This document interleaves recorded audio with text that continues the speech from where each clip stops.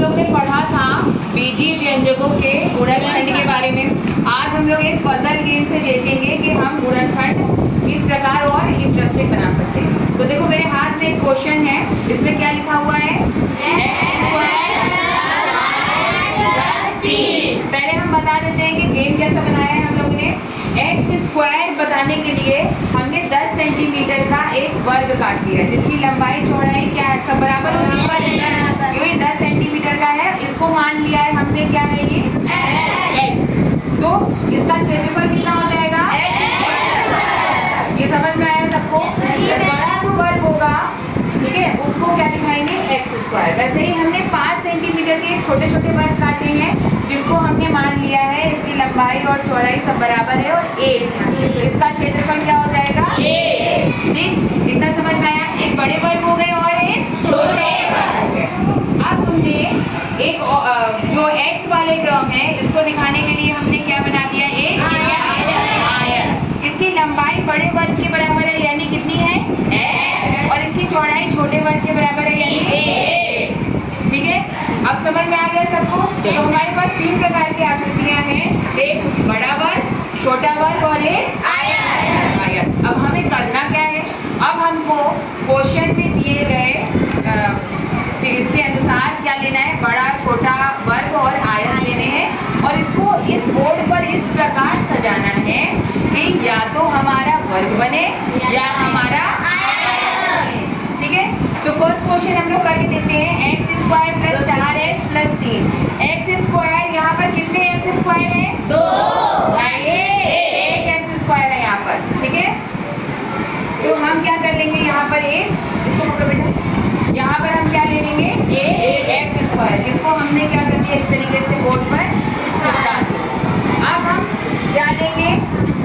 4x और 3। x हमारा क्या है? आयत। आयत कितने लेने हैं इसको? 4 लेने, ले लिया भाई अपने। और छोटे वर्ग कितने लेने हैं? 3। ये 3 लेंगे। अब हम क्या कर रहे हैं? इसको सेट कर रहे हैं इस प्रकार कि हमारा क्या बन जाए?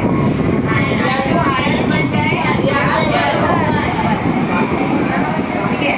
तो मान लो हम 3 ऐसे सेट कर दे रहे हैं, ठीक है, और एक यहाँ पर क्या कर दे रहे हैं? अब क्या बच गया हमारे पास? 3 बच गया। 3 हमने क्या कर दिया? यहाँ लगा दिया।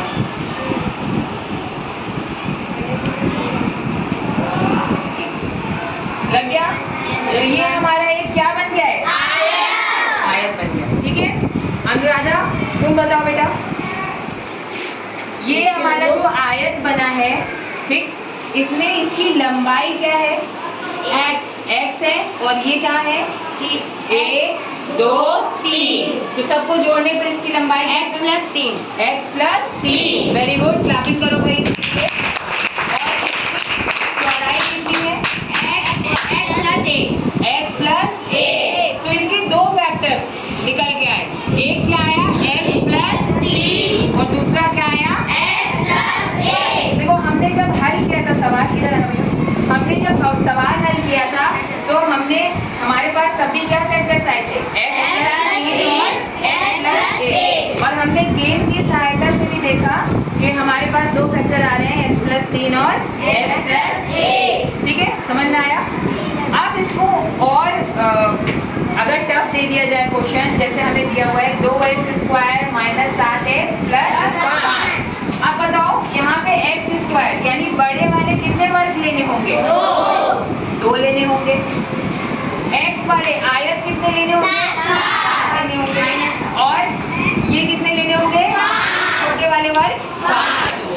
अब हम क्या करेंगे? जब हमको माइनस दिखाना होगा तो हम इस प्रकार क्या करेंगे? आयत को पलट देंगे। बस समझ में आई? आयत को क्या कर देना है? पलट के दिखाते हैं। तो ये क्या दिखाता है कि माइनस है। ठीक है, अगर हमें संख्या को पलटना है तो हम इसको भी क्या कर देंगे? इस तरीके से पलट कर दिखाते।